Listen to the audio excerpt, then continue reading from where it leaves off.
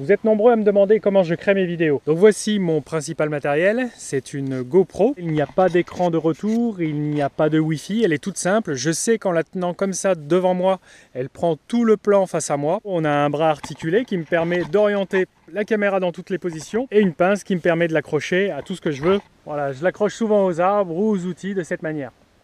J'utilise aussi cet appareil photo réflexe que j'emmène surtout sur les salons. Ensuite, ces images, je les travaille sur ordinateur avec le logiciel Adobe Premiere. Tout ça peut paraître un petit peu compliqué, surtout au niveau montage, mais sachez qu'il y a bien plus simple, sans montage fastidieux. Un smartphone ou une tablette suffisent. Ensuite, dans la méthodologie et la manière de faire la vidéo, je l'articule souvent en 4 étapes. La première étape, donc on peut se présenter. Ensuite, les 3 autres, je décris simplement ce que je fais.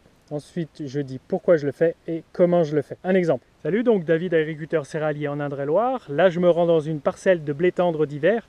Je viens constater s'il n'y a pas des mauvaises herbes, des adventices au milieu de la parcelle. Pourquoi c'est important? Car les adventices peuvent concurrencer à un moment donné la culture. Elles peuvent lui prendre des nutriments, elles peuvent lui prendre de l'eau présente dans le sol. Donc, il est important pour moi d'évaluer cette population. Donc là, de manière aléatoire, je vais parcourir la parcelle pour me donner une idée de ces adventices. Je vais simplement regarder à mes pieds et pour constater voilà, la population et faire une évaluation. Voilà, tout simplement.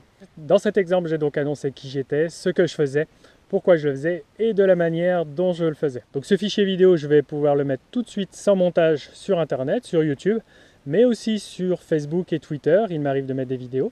Je mets surtout des photos et en une seule phrase, j'ajoute une légende à cette photo en l'expliquant. Donc cette méthodologie que je suis pour mes vidéos et pour mes photos, je vous l'ai écrite sur un document PDF que vous trouverez en description de la vidéo. Aussi, sachez qu'il existe sur Twitter un groupe qui s'appelle France Agri Tweetos, dont je fais partie. Les personnes qui y sont ont tous la même envie de communiquer autour de l'agriculture en général, donc vous y trouvez des agriculteurs, mais même aussi des personnages du para-agricole. Ils sauront vous aider si vous avez des questions, si vous aussi vous avez envie de communiquer. Bonne vidéo, bonne photo, et j'espère à très vite sur les réseaux sociaux.